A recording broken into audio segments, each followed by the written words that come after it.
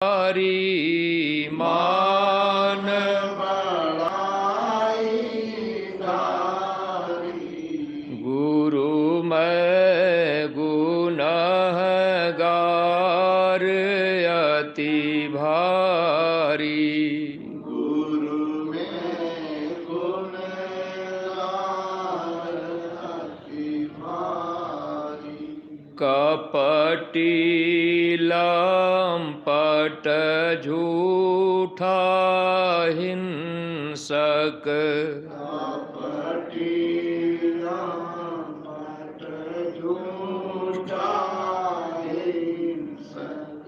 अस अस पाप करारी। अस अस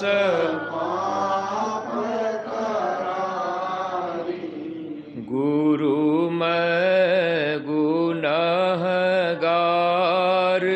अति भारी। गुरु मैं गुनहगार अति भारी। दुख निरादर सहा न जाई।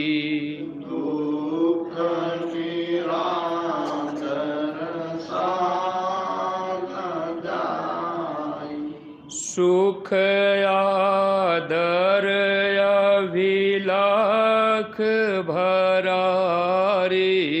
सुख आदर अभिलाख भरारी। गुरु मैं गुनहगार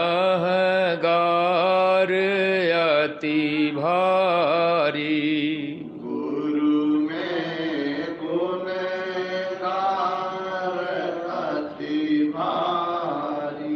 व्यंजन स्वाद अधिक रस चाहे।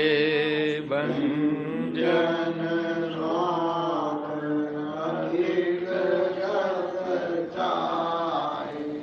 मन रसनायहि चाट पड़ारी। मन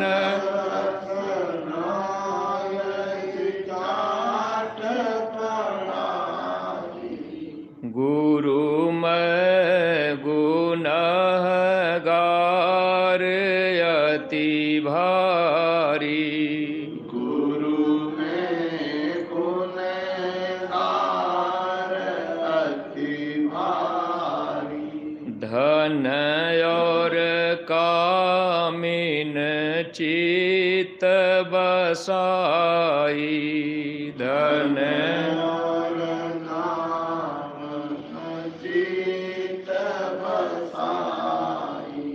पुत्र कलेक्टर आस भरारी। पुत्र कलेक्टर आस भरारी। गुरु मैं गुनहगार अति भारी।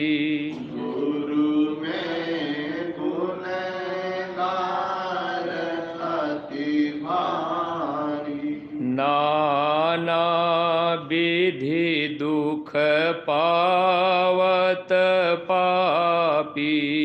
नाना दुख विधि पावत पापी। तो भी यह कर तू छाड़ी। तो भी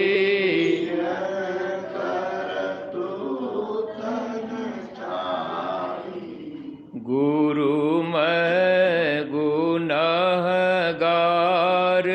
अति भारी। गुरु में गुनहगार अति भारी।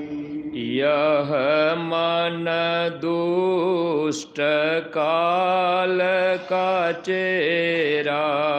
यह मन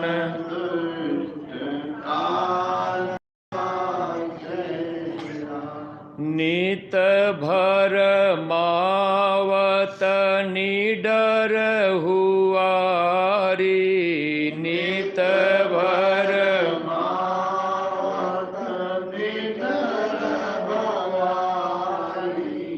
गुरु मैं गुनहगार अति भारी।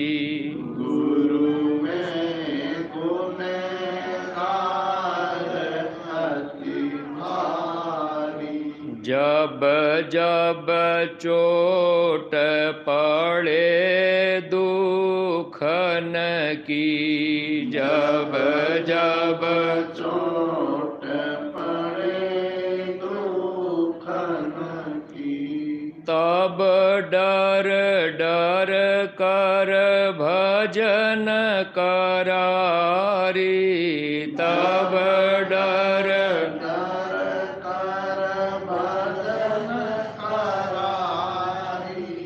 गुरु मैं गुनहगार अति भारी। गुरु मैं गुनहगार अति भारी। गुरु मैं गुनहगार अति भारी।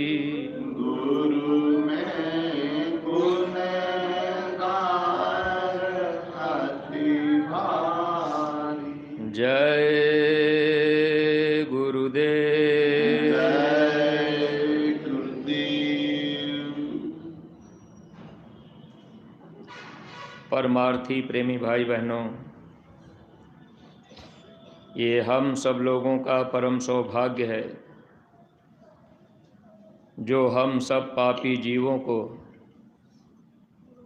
गुरु महाराज अपने चरणों में लगाए रखे हैं। वैसे तो हम सब प्रेमी भाई बहन भक्ति करने के लायक नहीं हैं, फिर भी गुरु महाराज हम लोगों को भक्ति के लाइन में खड़ा किए हुए हैं।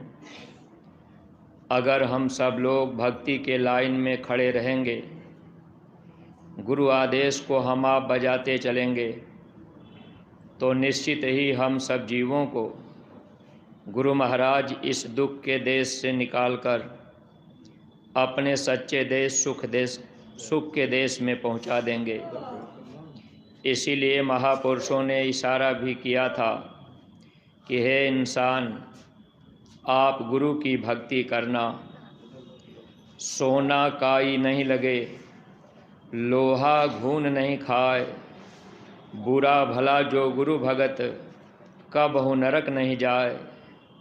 इस संसार में हम सब जीव जब से आए, यहाँ हम सब लोग काल और माया के देश में कर्म के बंधन में फंस गए। यहाँ से निकलने के लिए हम सब लोग अनेकों उपाय करते हैं।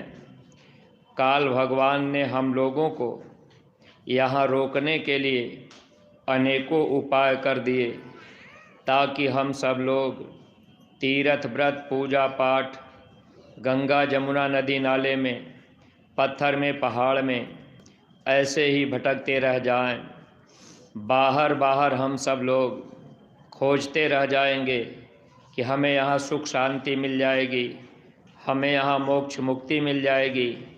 लेकिन प्रेमी भाई बहनों, देखिए पूज्य महाराज जी बताया करते हैं कि काल भगवान ने हम जीवों को सच्चे घर जो जाने का रास्ता था, उस रास्ते को ही उन्होंने बंद कर दिया। जब इस धरती पर महापुरुष आए तो महापुरुष हम जीवों को निज घर ले जाने के लिए, उस रास्ते पर चलने के लिए बराबर प्रेरित किया करते हैं।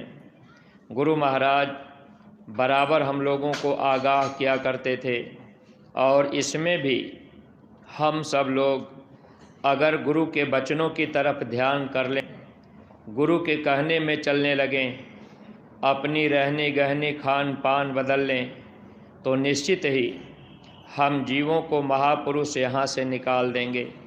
लेकिन प्रेमी भाई बहनों, भक्ति के रास्ते पर आने के बाद भी ये मन इतना दुष्ट है, ये कभी भी हम जीवों भक्ति के राह पर चलने नहीं देता। कहीं न कहीं ये मन हम लोगों से गलती गुनाह कराता रहता है, ताकि जीव के ऊपर कर्मों का भार बढ़ता जाए।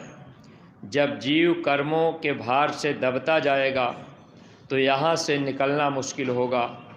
जैसे किसी आदमी के ऊपर अगर वजनी सामान रख दिया जाए, वह वजन सामान आदमी बर्दाश्त नहीं कर सकता, वजनी सामान लेकर के कुछ दूर जा नहीं सकता।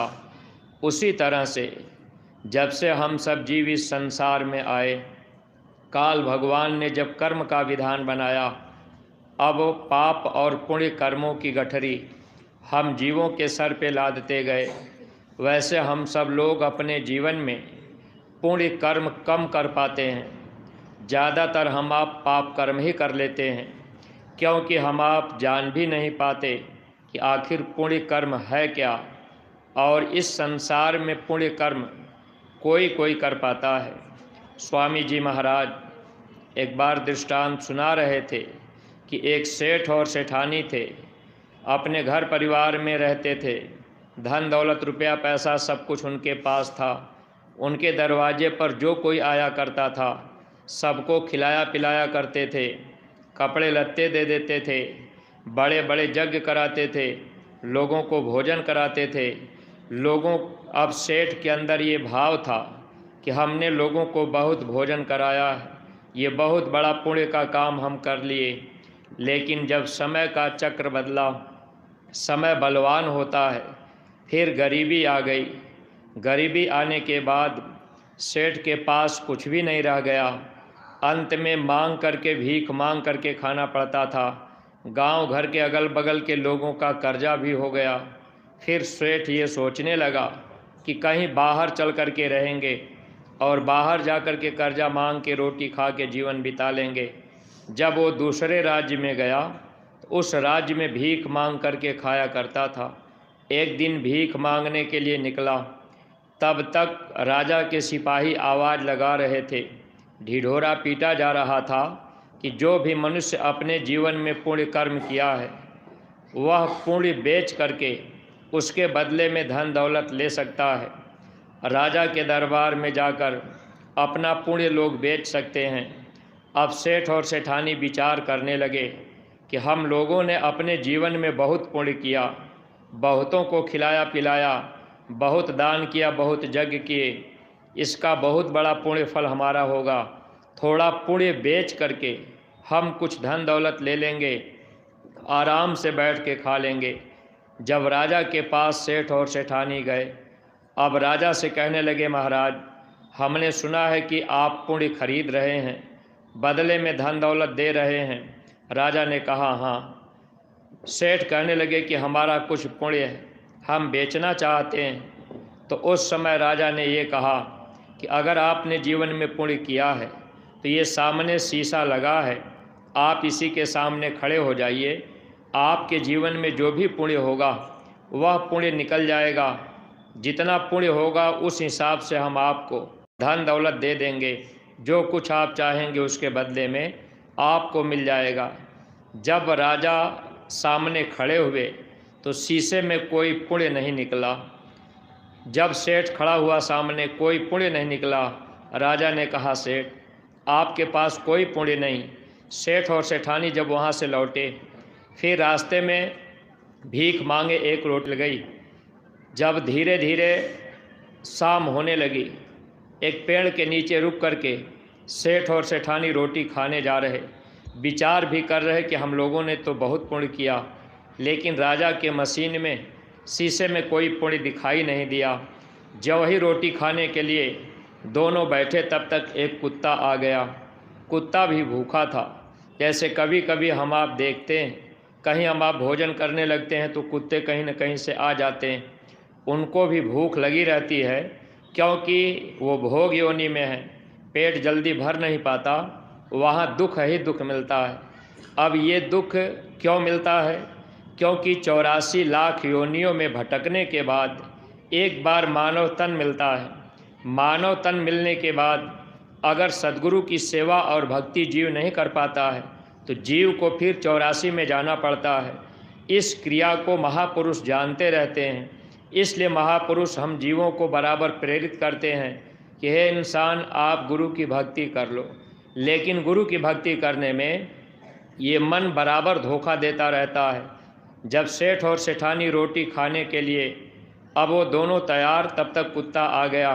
सेठानी बोली कि कुत्ता भूखा है, इसको भी हम लोगों से ज़्यादा भूख लगी है, पता नहीं कितने दिन हो गया रोटी नहीं मिल रही। तो सेठानी अपने हिस्से की रोटी कुत्ते को डाल दी। कुत्ता खा लिया, फिर भी कुत्ता बैठा रहा। सेठ को भी दया आई, उन्होंने अपने हिस्से की रोटी डाल दी। कुत्ता खा करके चला गया। सेठ और सेठानी दोनों भूखे रह गए। जब सुबह हुआ तो सेठ और सेठानी आपस में बात कर रहे कि हम लोगों ने इतना पुण्य किया, कहीं राजा की मशीन तो नहीं खराब है। फिर दूसरे दिन विचार करके सेठ और सेठानी पहुँचे, कहने लगे महाराज, हम लोगों ने अपने जीवन में बहुत पुण्य किया, लेकिन मशीन में कुछ दिखाई नहीं दिया, एक बार हम फिर से चाहते हैं। राजा ने कहा ठीक है, आप सामने खड़े हो जाइए, आपका पुण्य उसमें दिख जाएगा। जब राजा सामने फिर खड़े हुए, सेठ सामने फिर खड़े हुए, तो उस समय शीशे में दिख रहा है कि सेठ सेठानी दोनों रोटी खाने जा रहे। कुत्ता आ गया, अपने हिस्से की रोटी उन्होंने कुत्ते को डाल दिया। जब ये दृश्य उसमें दिखा, तब राजा ने कहा कि सेठ, ये बहुत बड़ा पुण्य आपका है, इसके बदले में आपको बहुत सारी चीज़ यहाँ मिल जाएगी, आप क्या चाहते हैं? देखिए प्रेमी भाई बहनों, गुरु महाराज इस दृष्टांत को सुनाते हुए हम प्रेमियों को समझाते रहते थे कि ऐसा पुण्य कोई कोई करने वाला है। आज हम आप जितने भी सत्संगी प्रेमी भाई बहन हैं, देखिए हम आप भी इस संसार में, वैसे हम लोगों के अंदर कोई क्षमता ही नहीं है कि हम लोग कुछ पुण्य कर लें, लेकिन महात्मा हम जीवों को आदेश देकर कुछ ऐसा काम करा लेते हैं, कुछ ऐसी सेवा करा लेते हैं, जिस सेवा के बदले, पुण्य के बदले महापुरुष हम जीवों के पाप कर्मों की माफ़ी करा देते हैं। लेकिन हम सब जीव जब गुरु आदेश होता है तो उस आदेश का भी पालन नहीं कर पाते हैं, क्योंकि वहाँ मन हम लोगों को धोखा देता है। मन कहता है कि भाई इस आदेश से हमको क्या लाभ मिलेगा। इस चीज़ को केवल महापुरुष जानते हैं, किस जीव का कर्म कैसे कटेगा, किस जीव को यहाँ कैसे निकाला जाएगा, कौन सी सेवा करा करके जीव के पाप कर्मों की माफ़ी कराई जाएगी, इसको केवल महापुरुष जानते हैं।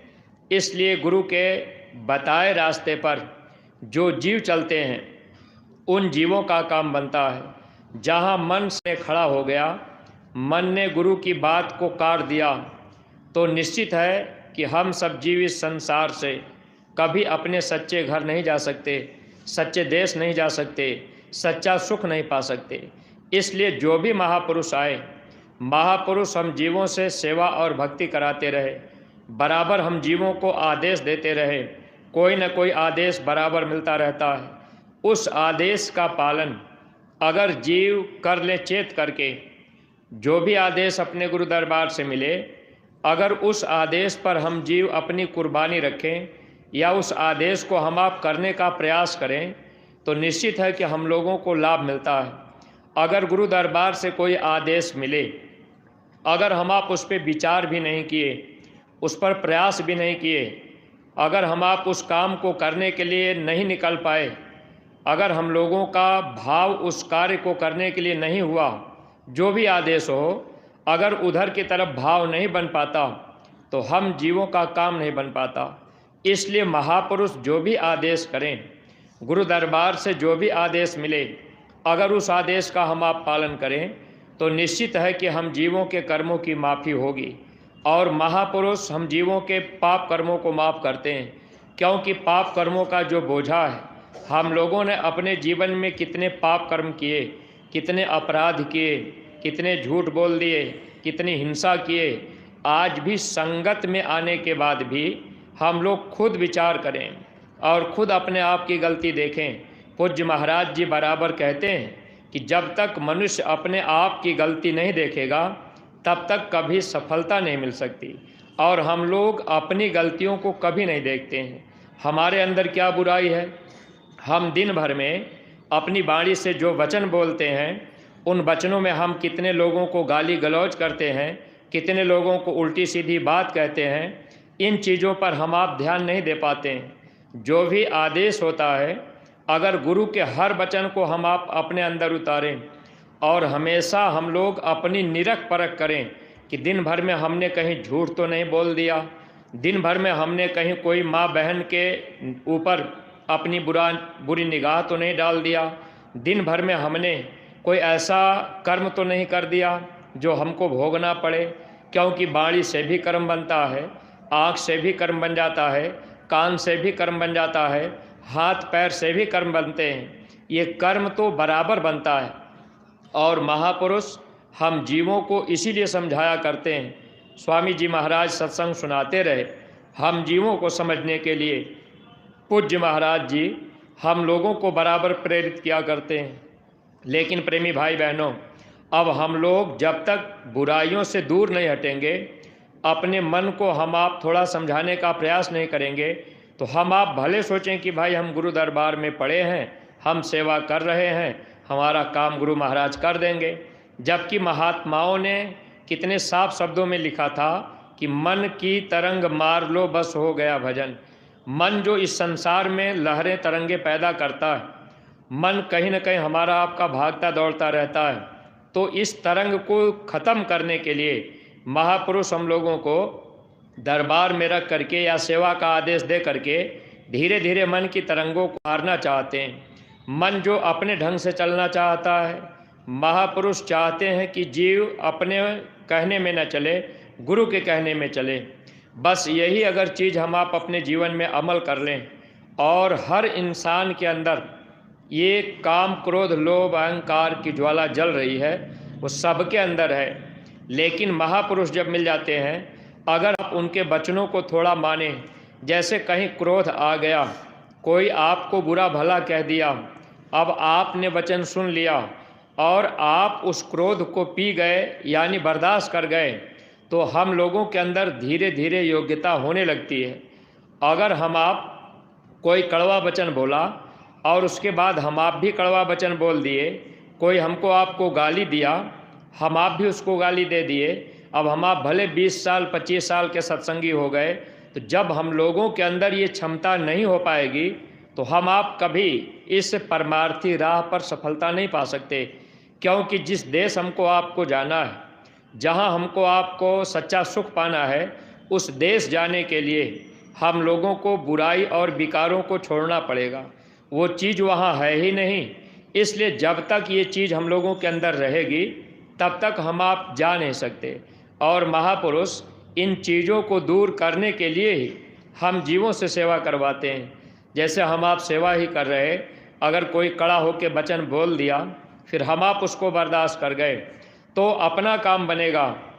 और अगला अगर कड़वा शब्द बोलता है तो उसका नुकसान होता है।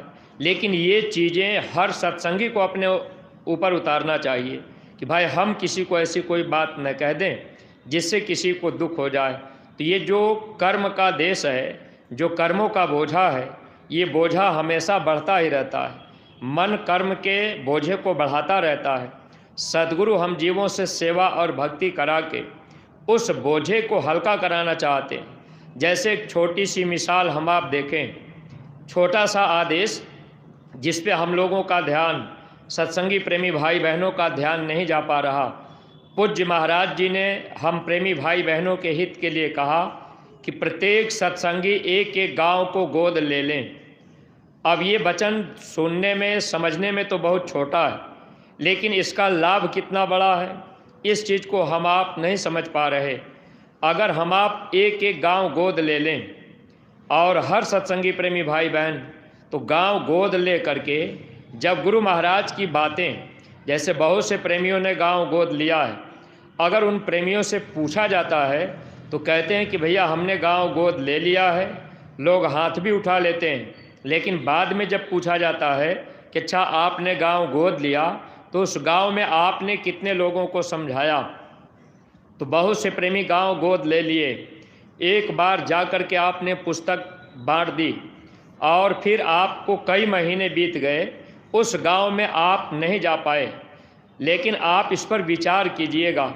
जैसे आप किसी बच्चे को गोद लेते हैं, बच्चा अगर छोटा सा है, अगर आपने उसको गोद लिया तो आपका ध्यान बच्चे की तरफ हमेशा रहेगा, हमेशा आप बच्चे की तरफ ध्यान रखेंगे। ऐसे ही जब हम आप गांव गोद ले लें तो ये नहीं कि एक बार हम गांव में गए, पुस्तक बांट दिए, फिर हम आप दोबारा कई महीना बीत गया नहीं गए, तो हम आप उस गांव को गोद ले कहाँ पाए। ये तो केवल हम आप ये समझ लिए कि चलो भाई हमने पुस्तक बांट दिया, हमने गांव गोद ले लिया।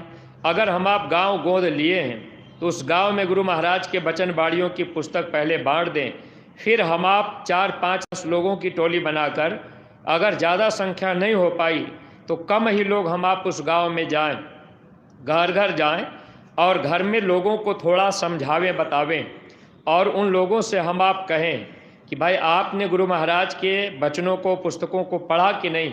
अगर आपने पुस्तक पढ़ ली तो आपको उसमें कैसा लगा।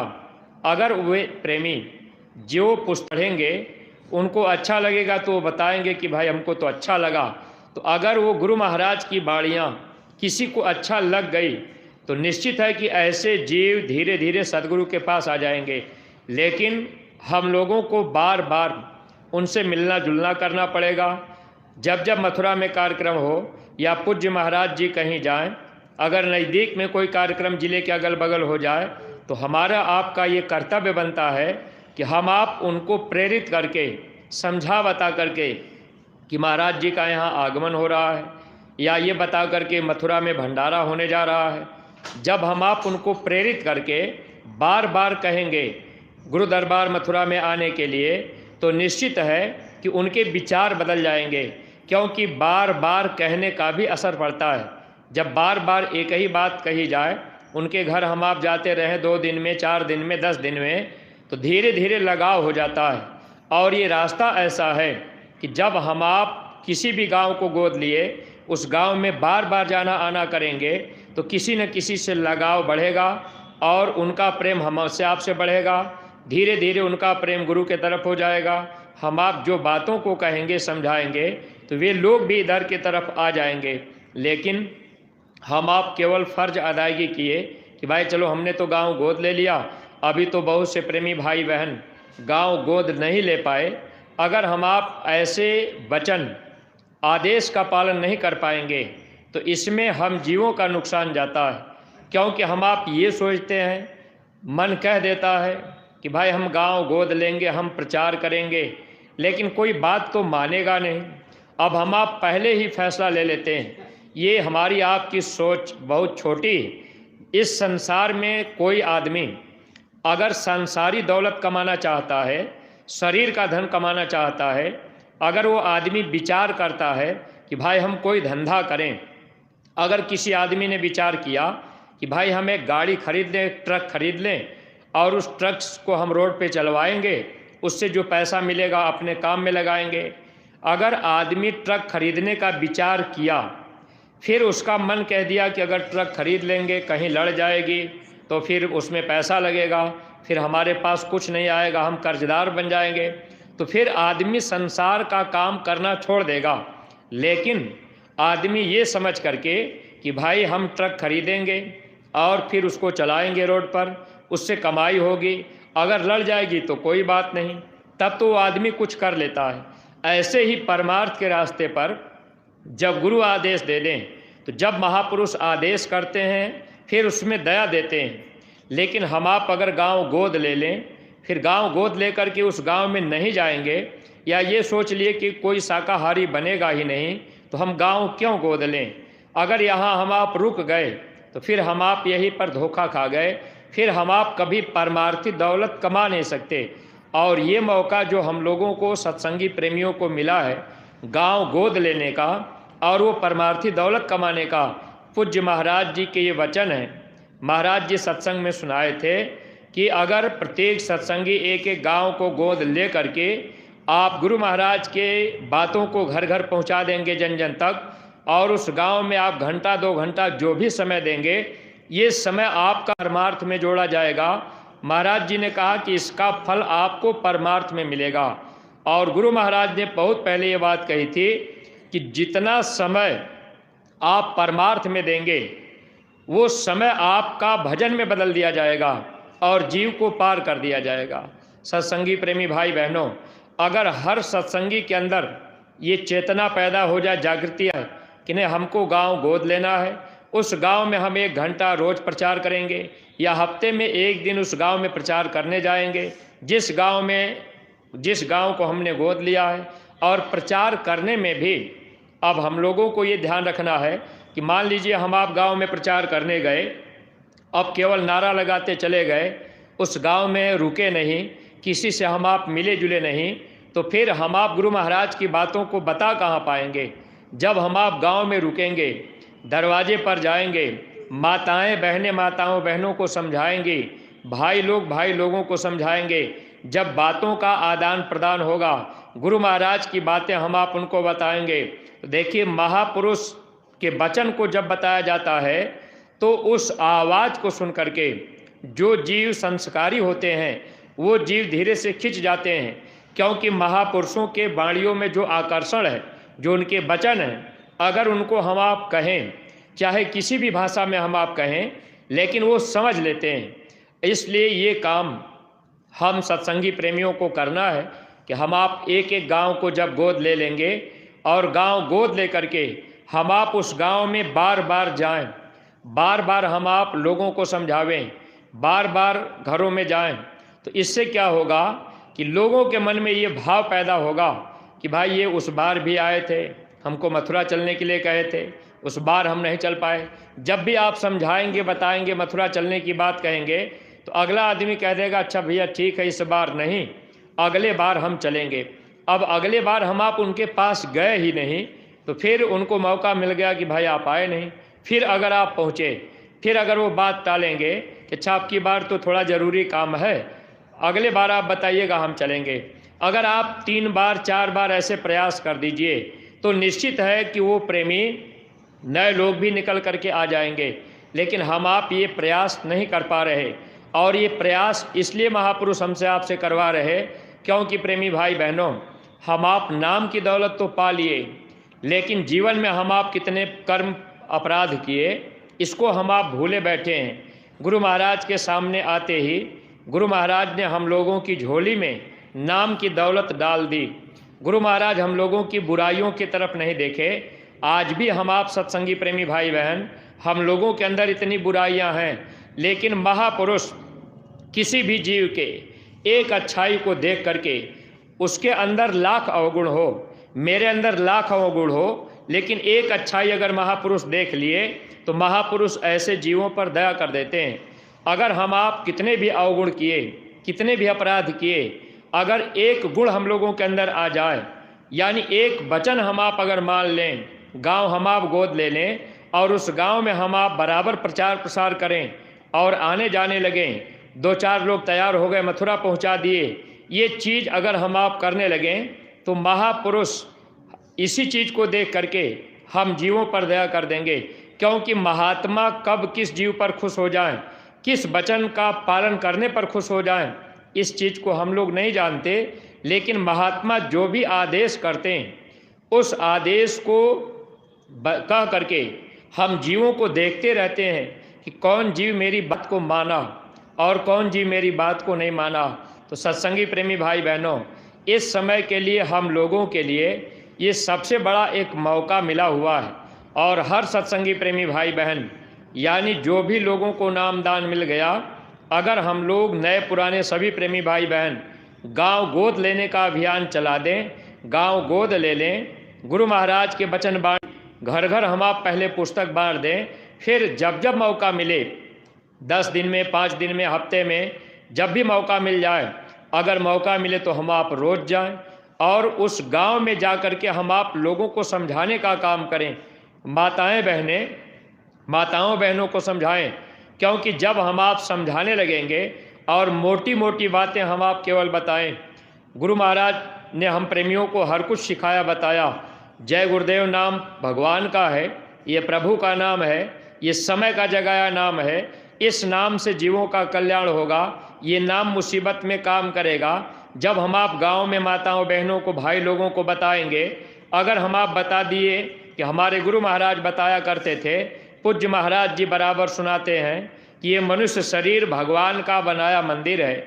अगर इस मंदिर में, ये मोटी बात है, महाराज जी इस बात को सत्संग में सुनाया करते हैं, अगर हम आप इन मोटी बातों को लोगों को बतावें, 4-6 लोग अगर खड़े हो गए, अगर हम आप उनको समझाने लगें कि भाई गांव में आपने कोई मंदिर बनाया, उसमें देवी देवता को आपने बैठाया, आपने पत्थर की मूर्ति रख दी, अगर उसमें कोई मांस का टुकड़ा डाल देगा तो आप नाराज होंगे कि नहीं?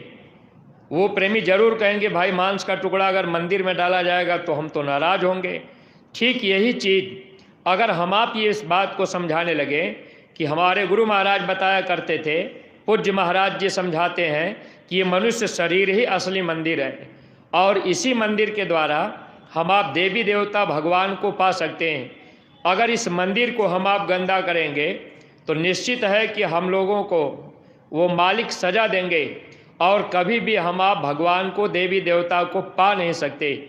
जब वो देवी देवता भगवान नाराज रहेंगे तो हम लोगों के घर में बरकत नहीं रहेगी, हम लोग बीमारियों से परेशान रहेंगे, घर में प्रेती बाधा रहेगी। आज के समय में जब हम आप गांव घर में जाएंगे, अगर निगाह उठा करके देखा जाए तो कोई घर ऐसा नहीं है जिस घर में प्रेती बाधा न हो, जिस घर में बीमारी न हो। परिवार में कोई न कोई बीमारी में है, कोई प्रेती बाधा में है। इस तरह की तकलीफ़ें हर इंसान को हैं।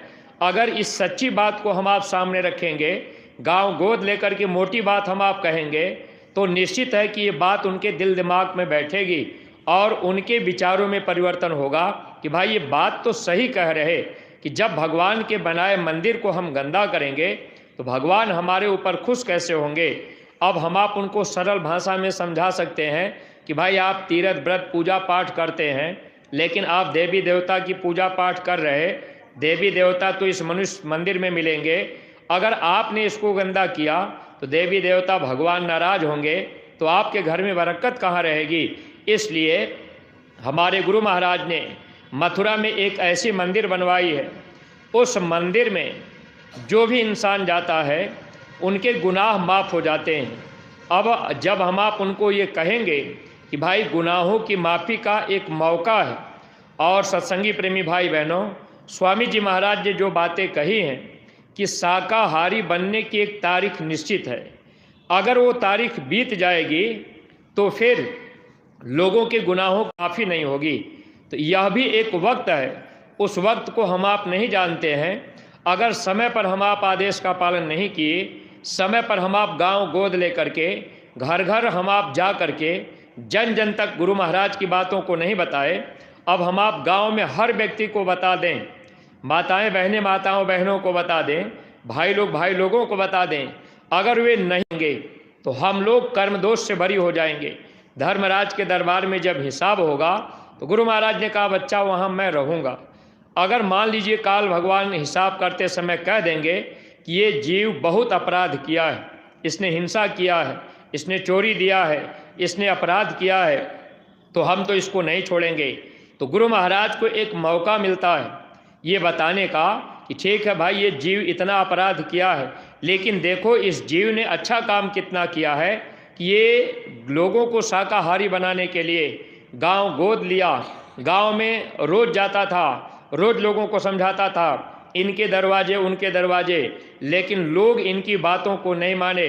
अब इन्होंने तो अपने जीवन में अगर बुरा भी किया तो उसके बदले में अच्छा कर्म भी तो किया, तो कर्मों की माफ़ी महापुरुष करा देते हैं। जैसे प्रेमी भाई बहनों, हम आप कोई मुकदमा हो जाता है, आप कोर्ट कचहरी में हम आप पड़े हैं, मुकदमा नहीं जीत रहे, अगर आप जज को, न्यायाधीश को अगर आपने रुपए पैसे का घूस दे दिया तो आपके मुकदमे वो क्या करता है कि फिर मुकदमे का फैसला कर देता है और आपकी जीत हो जाती है। तो आपने तो यहाँ पैसा दे करके जीत कर ली मुकदमे की, लेकिन धर्मराज के दरबार में वहाँ हम आप कोई रुपया पैसा नहीं दे पाएंगे। इसीलिए महापुरुष हम लोगों से यहाँ तन की भी सेवा कराते हैं और धन की भी सेवा कराते हैं। सेवा कराने का मूल कारण यही है कि जब हम आप तन और धन से यहाँ सेवा करेंगे तो धर्मराज के दरबार में गुरु महाराज हम जीवों के गुनाहों की माफ़ी कराएंगे। और जब प्रेमी भाई बहन माफ़ी हो जाएगी तब तो हम जीवों का काम बन जाएगा। इसीलिए फ़कीरों ने भी लिखा था कि कामिल मुर्शिद के चरणों में सिजदा करो, माफ़ी तेरे गुनाहों की हो जाएगी। गुनाहों की माफ़ी कब होगी? जब हम आप समय के सच्चे मुर्शिद, समय के सच्चे सदगुरु की बातों को मानेंगे और उनके चरणों में सिजदा करेंगे। सिजदा का मतलब ये होता है, जैसे मान लीजिए हम आप ये सोच लेते हैं कि सिजदा यानी चरणों में सर झुकाना। अब हम आप महाराज जी के चरणों में पैरों पर रोज़ माथा टेकें और उनकी एक भी बात ना माने तो कभी भी हम आप दया नहीं पा सकते। दया लेने के लिए हम लोगों को वचन को मानना पड़ेगा। जब हम आप वचन मानेंगे तब तो हम आप महापुरुष के चरणों में सिजदा कर रहे। अगर हम आप वचन ही नहीं माने तो भले हम आप उनके पैरों तर अपना सर रोज रखें और बात न माने तो दया के पात्र नहीं बन सकते। इसलिए परमार्थी प्रेमी भाई बहनों, हम लोगों को विशेष तौर पर गुरु वचनों की तरफ ध्यान रखना है। जो भी आदेश अपने गुरु दरबार से मिले उस आदेश का हम प्रेमी भाई बहनों को पालन करते रहना है और अपने सत्संगी प्रेमियों को ऐसे समय में हर सत्संगी प्रेमी भाई बहन हर सत्संगी प्रेमी को प्रेरित करें गांव गोद लेने का और गांव गोद लेकर के गुरु महाराज की बातें घर घर पहुंचाना और नए लोगों को समझाकर बताकर वो तैयार हो जाएं। तो भाई अगर वो तैयार हो गए तो आप भी समय निकाल करके आ जाइए। कभी कभी कितने सत्संगी प्रेमी कह देते हैं कि भाई हमारे यहाँ तो गांव गोद लिए हैं, 4-6 लोग तैयार हैं मथुरा जाने के लिए, लेकिन अब की बार हम नहीं जा रहे। अब आपकी वजह से वो 4 लोग अगर नहीं आ पाए तो यह भी तो एक दोष लगता है।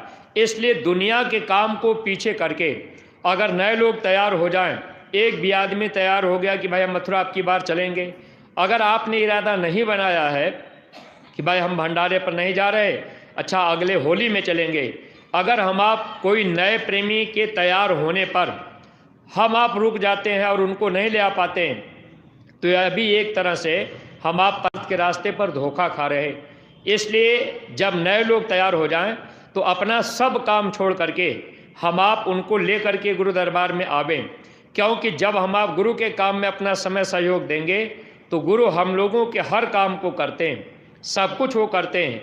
एक तरह से अगर ये देखा जाए, बहुत से हम आप दृष्टांत सुनते हैं, इतिहास पढ़ते हैं कि गुरु जा कर के उनके घर में सेवा किए, उनका हल जोत दिए, उनका हर काम कर दिए। ये सब चीज़ें हम आप देखते हैं, सुनते भी हैं, लेकिन विश्वास हम लोगों को जल्दी नहीं हो पाता।